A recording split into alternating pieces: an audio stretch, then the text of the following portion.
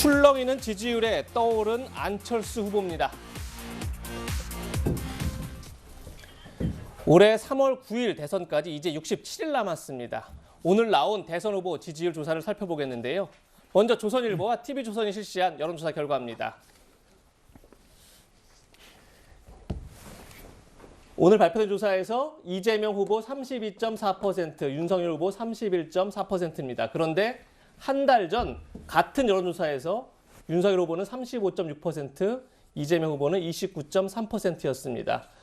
지금 오차 범위에서 박빙 승부를 벌이고 있는 건데요. 저희가 주목한 조사는 또 하나가 있습니다. 같은 조사에서 정권 교체를 바라느냐 아니면 정권 재창출을 바라느냐 이걸 물었습니다. 그런데 정권 교체를 바란다는 여론조사 결과가 한 달 전에 비해서 오히려 더 올라갔습니다. 54.5%입니다. 정권 재창출을 바라는 여론도 한 달 전보다는 다소 오른 36.6%입니다. 예, 정영진 변호사님 나오셨는데요. 네네. 변호사님, 저희가 좀 주목하고 있는 건 전에 보신 것처럼 정권 교체 여론은 오히려 높아졌는데 윤석열 후보 지지율은 오히려 떨어졌습니다. 이걸 저희는 어떻게 해석해야 되는 거죠? 일단은 정권 교체 여론이 윤석열 후보 지지율보다 높은 것은 당연한 거죠. 왜냐하면은 윤석열 후보는 정권 교체 여러 후보 중에 한 명 아니겠습니까? 예를 들어서 뭐 안철수 후보를 지지할 수도 있고, 뭐 심상정 후보를 지지할 수도 있고, 뭐 심지어 허경영 후보도 지지할 수가 있고, 그러면은 다 그게 다 정권 교체 여론이니까. 그런데 뭐가 문제냐면요, 제1야당 후보이고 가장 강력한 후보인데 정권 교체 여론하고 그 윤석열 후보 개인의 지지율의 격차가 이렇게 큰 것은 사실은 굉장히 큰 문제가 아닌가 싶고, 그 다음에 또 뭐가 문제가 되냐면은 경향성이거든요. 정권 교체에 대한 경향성은 더 높아지는데 반대로 그 본인에 대한 그 지지율은 낮아진다라고 하는 것은 그것은 상당히 심각한 문제가 될 수가 있고, 그렇다라고 하면 결국은 그 정권 교체를 바라는 열망이 국민들 사이에 훨씬 더 높음에도 불구하고 실질적으로는 여당 후보가 당선될 가능성이 적지 않다, 이렇게 판단될 수도 있을 것 같습니다. 네, 이재명 후보는 최근에 변화가 있었던 여론조사 결과를 두고 이렇게 말했습니다. 직접 들어보시죠. 실제로는 골든 크로스라기보다는 데드 크로스라고 판단이 됩니다. 상대 후보 진영에 이제 좀 이렇게 여론 지지가 떨어지면서 생긴 현상이지. 이 정도 수치면은 그러면은 좀 안정권 만족하세요? 제가 I am still hungry. 나 아직도 배고프다. I'm still hungry. 히딩크 감독. 1위 감독이 16강 진출 확정됐을 때 했던 4강을 향해서. 네, 이 후보에 대한 지지율이 올라간 골든 크로스라기보다는 윤 후보의 지지율이 떨어진 측면이 더 강하기 때문에 이렇다라는 해석입니다. 이현정 의원님, 네. 이 후보의 분석 어떻게 보십니까? 제가 옛날에 최경주 골프 선수를 만나서 골프 잘 치려면 어떻게 해야 되느냐 한번 물어봤어요. 예. 그때 딱 한마디만 하면 된다 그러더라고요. 고개 안 들면 된다 이야기 하더라고요. 예. 머리 들면 못 친다는 이야기를 해요. 선거도 정치도 똑같은 이야기입니다. 뭐냐면 나 이제 이겼어 라고 고개 드는 순간 국민들은 굉장히 오만하게 봅니다. 왜냐하면 그동안 사실은 윤석열 후보의 지지율이 높다가 떨어진 이유도 굉장히 오만했다라는 평가가 있는 거거든요. 네. 근데 이재명 후보 같은 경우는 보면 그동안 계속 사과하고 절도하고 뭐 굉장히 국민들한테 이제 낮은 자세로 갔어요. 이제 그런 힘이 응축이 돼서 지금 이 현상을 일으키고 있는 거거든요. 그러니까 본인의 절박하다, 도와주십시오 라고 이제 하고 한쪽에서 내가 이기는데 이렇게 오만하게 비춰지면 국민들은 그 여론에 즉각 반응을 합니다. 이게 지금 다른 어떤 업종과 달리 선거라는 게 국민 여론이 시시각각으로 이미지에 달라지는 거거든요. 이제 그런 면에서 지금 여당 같은 경우는 이제 이게 1월 돼서 이제 골든 크로스, 뭐 데드 크로스 뭐 되잖아요. 아직 선거 아직 60일 남았어요. 선거 예. 60일은요. 세상이 몇 번 뒤집힐 수 있는 시간입니다. 자, 그런 면에서 윤석열 후보 입장에서 보면 당장은 이게 여론이 떨어져서 안 좋을 수 있지만 한편으로 보면 이게 질 수도 있겠구나라는 위기감들이 지금 이제 선대위나 후보 본인한테 바로 직면하게 되는 겁니다.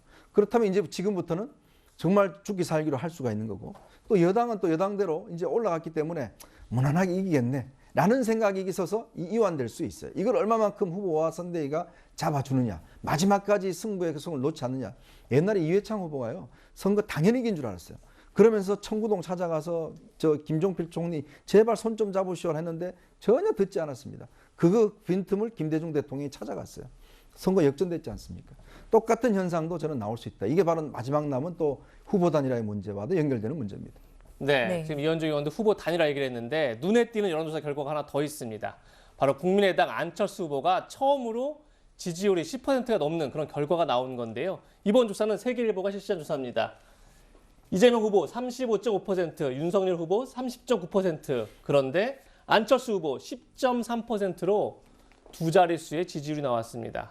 최진봉 교수님, 예. 안철수 후보의 약진이라고 봐야겠죠? 어떻게 지금 평가하십니까? 지금 현재 그렇게 보이는데, 그러니까 이게 여론조사 추이를 보면 윤석열 후보의 지지율이 일정 안철수 후보한테 같다고 보는 게 일반적이에요. 왜냐하면 윤석열 후보가 계속 지지율이 높다가 지금 떨어지면서 그 빈틈을 지금 안철수 후보가 차지하고 있다고 저는 보거든요. 왜냐하면 국민들이 볼 때 안철수 후보를 보수 진영의 후보군 중에 한 명으로 보고 있다는 거죠.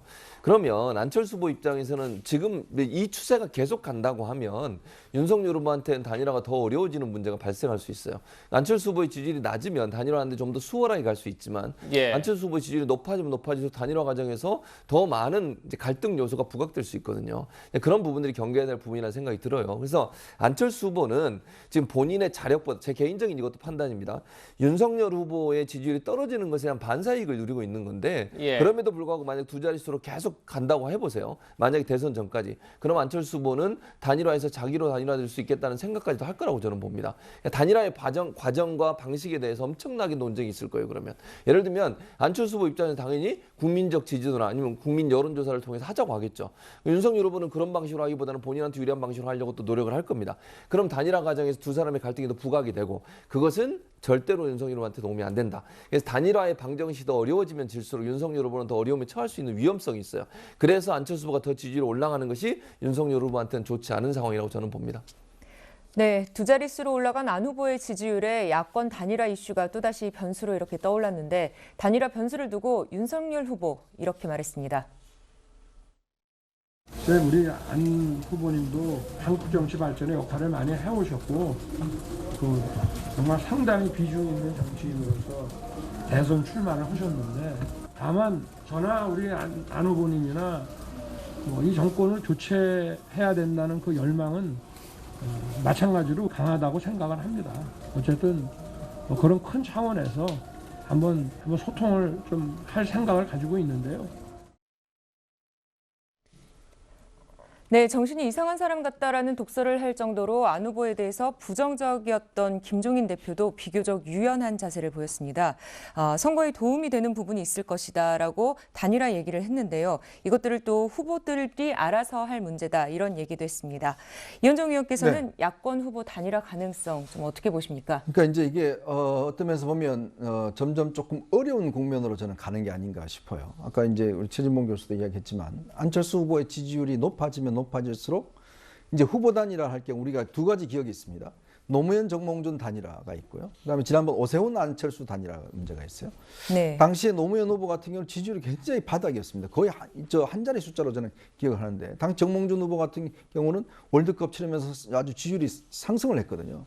이제 그러다가 결국 단일화의 선거에서는 정말 당시에 노무현 후보가 됐지 않습니까? 이제 그거와 지난번 또 안철수 오세훈 단일화 문제 때도 보면 그 단일화하는 여론조사를 어떤 방식으로 할 건지를 두고 치열하게 논쟁이 붙었잖아요.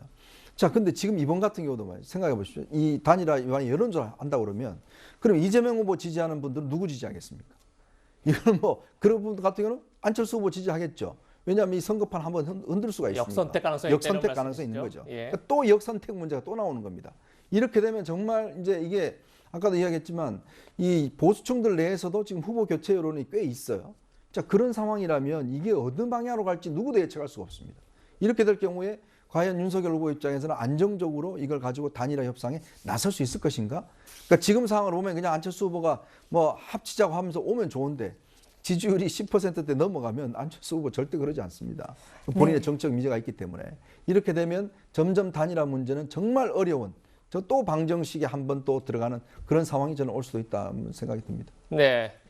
안철수 후보를 향해서 러브콜을 보내는 건 국민의힘만이 아닙니다. 민주당 송영길 대표도 이재명 후보와 안철수 후보의 연대에 대해서 굉장히 적극적으로 발언을 하고 있는데요. 그 발언도 직접 들어보겠습니다. 예, 여러 가지 국민 통합의 그런 미래를 아마 제안할 것입니다. 나머지 분들과 유사한 정책적 연대를 통한 그런 연정, 이나 통합정부 이런 것을 아마 구성하지 않을까 생각합니다. 근데 이제 안철수 후보는 이런 송영길 대표의 러브콜에 대해 딱 잘라서 노 하시던데요. 그래서 노가 그 강도가 그렇게 높지 않았다고 보고요. 네, 이재명 후보가 신년 기자회견 때 안철수 후보와의 연대 구상을 밝힐 수도 있다 이렇게 말한 건데요. 최진봉 교수님, 예. 제가 궁금한 건 예. 진짜 이재명 후보와 안철수 후보의 단일화를 염두에 두고 이런 발언들을 하는 건지 아니면 또 일각에서는 야권 단일화를 견제하기 위한 포석이다 뭐 이런 분석도 나와요. 어느 쪽이 더 힘이 실려 있는 것 같습니까? 개인적인 생각입니다. 뭐 전제를 해야 될 것 같아서 예. 개인적인 생각은 두 번째에 좀 더 힘을 실고 싶고요. 야권 단일화를 견제하려는 포석이다. 그게 저는 더 크다고 봐요. 다만 그래서 되면 좋은 거잖아요. 그러니까 송영길 대표 입장에서는 네. 뭐 던져놓고 이게 어떤 형태로 영향을 미치든 그게 마이너스가 될 가능성은 낮다고 보는 거예요. 예를 들면 안철수 후보에 대해서 러브콜을 계속 던지게 되면 안철수 후보는 반대를 하더라도 여권이나 이런 이제 이슈화가 되지 않겠어요? 이런 부분들이 결국은 야권 단일화 일정 부분의 어떤 파장을 불러일으킬 수 있는 요소로 작용할 수 있고 뭐 혹시나 뭐 그럴 가능성은 저는 낮다고 보지만 안철수 후보가 정말 이재명 후보와 단일화를 이룬다고 하면 그건 도움이 되는 거고 그러니까 둘 다가 마이너스 될 일이 없다는 거죠. 그러면 본인 입장에서 계속 주장을 할 수밖에 저는 없다고 봐요. 다만 저는 이재명 후보는 그렇게 발언하지 않을 거라고 개인적으로 생각합니다. 제 개인적인 생각이에요. 이것도 나중에 또 이재명 후보가 다른 말을 하실 수도 있으니까 다만 안철수 후보와의 단일화를 얘기하지 않을 것이다. 저는 그렇게 생각해요. 예, 예. 지금 당장 뭐 그런 뭐 나중에 어떤 상황이 바뀌어서 뭐 대선 과정에서 그런 분위기가 형성이 된다면 모를까. 지금 당장 그걸 손을 내밀어서 연정을 하자 뭐 이런 얘기를 할 가능성은 저는 낮다고 보고 다만 송영길 대표는 본인이 대표로서 대선에서 도움이 되는 발언을 한다는 생각으로 저런 발언을 한다고 저는 보기 때문에 저게 꼭 단일화를 염두에 두고서 했다기보다는 야권의 이런 단일화에 뭔가 좀 파장을 일으키려는 의도를 갖고 하지 않았다는 게 제 개인적인 분석입니다. 네, 그렇다면 안철수 대표 입장도 궁금한데요. 안철수 대표 이렇게 말했습니다. 그 10% 돌파했다는 여론조사 결과도 나왔는데요. 후보의 도덕적인 결함이라든지 또 가족의 문제라든지 그리고 또한 수권 능력이라든지 이런 부분들에 대해서 양당 대선 후보들에 대한 의구심이 커져가고 있습니다. 저는 반드시 깨끗한 대통령 그리고 유능한 대통령이 되어서 이 나라를 바로잡겠습니다. 지금 지지율 계속 오르고 있는데 단일화 생각은 아직 여전하신가요? 저는 당선대로 나왔습니다. 네, 안 후보는 자신이 정권 교체를 이루겠다 이렇게 밝히고 있습니다. 특히 송영길 대표의 러브콜에 대해서는 매몰차게 대응하고 있습니다. 심지어 헛된 꿈 꾸지 마십시오 이런 말까지 정확하게 했습니다. 네, 안철수 후보 어떤 선택을 할지 지켜보도록 하겠습니다. 이런 가운데 민주당 이재명 후보에 대한 새로운 논란이 제기됐습니다. 이 후보가 2010년 성남시장에 당선된 뒤 성남시 산하기관 채용에서 석연찮은 정황이 나타났다는 내용인데요. 어떤 내용인지 한번 살펴보겠습니다. 성남산업진흥원이 2명을 공개 채용을 했습니다. 2011년 얘기인데요. 당시에 경쟁률이 34대 1로 굉장히 높았습니다. 그런데 채용된 2명의 아버지가 한 명은 2006년 이재명 후보 선거대책본부장의 아들이었다는 겁니다. 이 김 씨는 최근 백현동 아파트 인허가 특혜 의혹의 당사자이기도 합니다. 또 한 명의 아들은 최 씨, 최모 씨인데 2010년 성남시장 인수위원회 위원이었다는 겁니다.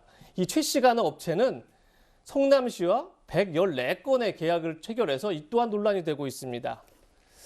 정혁진 변호사님, 이 네네. 논란 어떤 건지 그리고 뭐가 문제인지 한번 설명을 좀 해주시죠. 일단 성남산업진흥원이 어떤 기관이냐면요. 중소벤처기업을 지원하는 기관이에요. 이게 회사가 아니고 재단이거든요. 그런데 이제 성남시가 조례로 그 설립을 한 기관이기 때문에 원장이 당연히 있습니다. 그런데 그 원장 위에 이사장이 누구냐면은 성남시장이에요. 그래서 네. 지금 성남산업진흥원장 그 원의 이사장이 누구냐면 은수미 시장이 이사장을 맡고 있거든요. 그런데 2006년도에도 선거가 있었지만은 2010년도에 지방선거가 있었고 그때 성남시장으로 누가 당선이 됐느냐? 이재명 후보가 당선이 됐단 말이에요. 예. 그리고 나서 2011년도에 공채를 했는데 딱 2명을 뽑았던 겁니다. 그런데 그 아버지가 공교롭게도 한 명은 선대본부장 하셨던 분, 나중에 이제 백현동 그 시행사에 영입돼가지고 또 이제 큰 돈을 버셨다고 했고 또 한 분은 또 인수위원 하셨던 분. 그리고 나서 2012년도에도 또 공채가 있었는데 그때는 한 140명 정도가 지원을 했는데 4명만 합격이 됐거든요. 근데 그 중에 한 명이 선대 본부장으로 아주 활발하게 일했던 사람의 아들이 됐으니까, 그러니까 한 명도 아니고 한 서너 명 이렇게 더군다나 이제 이재명 시장이 이사장으로 있는 기관에 채용이 됐으니까 이게 뭔가 흑막이 있었던 거 아닌가 하는 의혹이 생길 수 있는 거 아닌가 그런 생각이 듭니다. 네, 그런데 여기에 대해서 성남산업진흥원과 이재명 후보 아무 문제가 없다 이런 입장입니다. 일반적으로 2명을 선발했는데 2명 모두 이재명 시장의 측근이다. 이걸 단순히 우연이라고 생각할 수 있을까요? 최준봉 교수님 좀 어떻게 보십니까? 그러니까 이제 그렇게 접근해서 보면 우연이라고 보기 어려운 부분이 있죠. 그래서 이 부분은 지금 현재 이제 이재명 후보 측에서는 과거에 몇 차례 수사를 했고 그 수사 내용에도 전혀 문제가 없이 넘어갔다고 얘기를 하기 때문에 그 부분을 다시 한번 좀 다시 밝힐 필요가 있다는 생각이 들고요, 개인적으로. 지금 현재는 증거는 없어요. 뭐 그러니까 정황상으로 봐서 이런 사람의 자녀가 들어왔으니까 그럴 수 있다라는 의혹을 제기하는 거니까 여기에 대해서 이제 제기하는 쪽에서는 좀 더 구체적인 자료를 좀 제공할 필요가 있고요. 예. 그 자료에 대해서 이재명 후보 측에서는 성실하게 해명하고 어떤 문제가 있었는지를 얘기해야 된다 이렇게 보여집니다. 네. 네, 이재명 후보의 직접 해명이 들어오면 그것도 전해드리도록 하겠습니다.